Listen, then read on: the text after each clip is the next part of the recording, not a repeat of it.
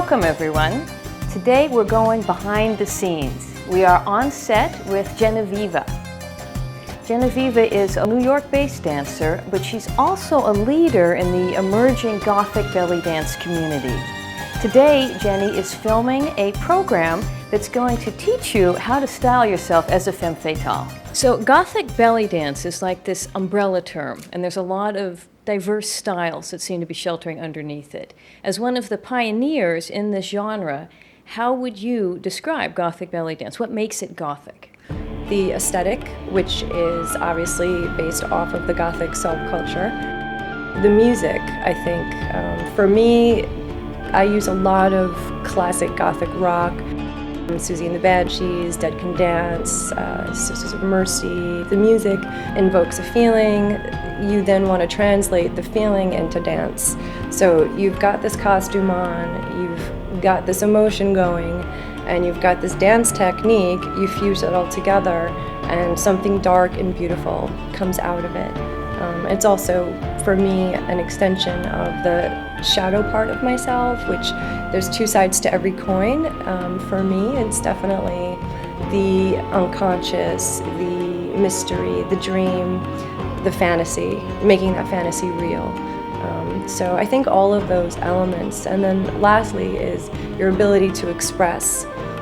Gothic music is very emotional, it's very heavy, and it's really important that you can use your face. It's nice to show that you're afflicted and whatnot, or angry, but to really dive deep into the psyche, explore those emotions, and get them out on the dance floor it's a skill. It's definitely an art form. In this product specifically, what you're filming today, you're dealing with styling people as a femme fatale. So let's define that. What makes someone a femme fatale? According to the original definition of the term, it's a deadly woman. For me, as a feminist, I actually found the term to be incredibly misogynistic.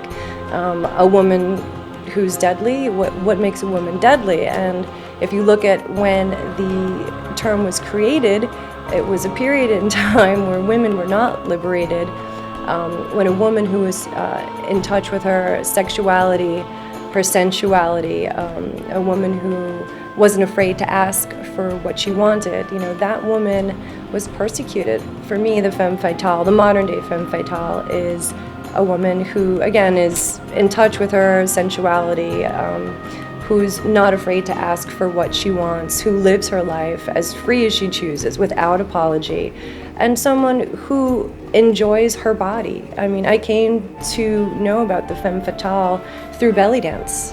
And through belly dance, I got in touch with the divine feminine within us. It was just something that was innate in all women. We just needed to remember it. And once I remembered it, I started looking in history and other dancers, Ruth St. Denis, actresses, Theda Bara, who was a huge inspiration, Anita Berber, Louise Brooks, these wild women, bad gals, if you will.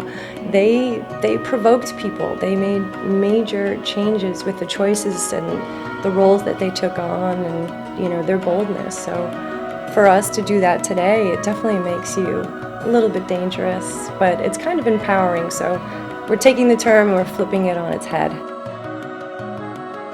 Now, stylistically speaking, both Gothic and this idea, these kind of established ideas of a femme fatale, it's a rather strong look. It's like rather extreme. How do you think that's going to work for a modern woman 9-to-5 job in terms of styling yourself as a femme fatale? Is that possible, or are we talking about something that's more for evening, special events, parties? I think the modern day femme fatale is one half of the way you feel about yourself and the way you carry yourself, and also the other half is really about the physicality of it, the physical traits. I have a 9-to-5 day job. I work for a very conservative French company, and I've been asked to tone down my look for work. I still sneak in a little red lipstick here and there, but I think it is possible. It's, I don't know necessarily if I would go out in full costume, but elements. You can take elements. Like little modifications. Yeah, the red yeah, lipstick, exactly. Yeah, you cut can to the dress. exactly a form-fitting dress. You know, you can still wear a berry palette during the day as long as it's not too heavy. I mean, whatever you feel gorgeous in, and also won't get you fired. So that's what we strive for. In this program specifically, you're going to be incorporating 3 looks that you are going to teach us how to create. So if you could just quickly describe them. Sure. The Vamp, aka the Femme Fatale. I was inspired by Theda Bara, Louise Brooks. She's the 1910s, 1920s woman coming out of the Victorian era. She's the silent film starlet, and she's also the jazz baby. The next look that we're going to do is actually what I'm wearing right now, and she's the Victorian Femme Fatale. I was largely inspired by Mina and Lucy from Bram Stoker's Dracula, that kind of vampy, bloodlust, passion kind of inspiration, but also with a dark twist. And lastly, the Gothic Lolita. So she's Lolita Fatale, and she's based off of the Nabokov book Lolita, but a grown-up version, and also fused with the Japanese Lolita culture as well. So thank you all for joining us, and we're going to look forward to seeing Jeniviva as a femme fatale.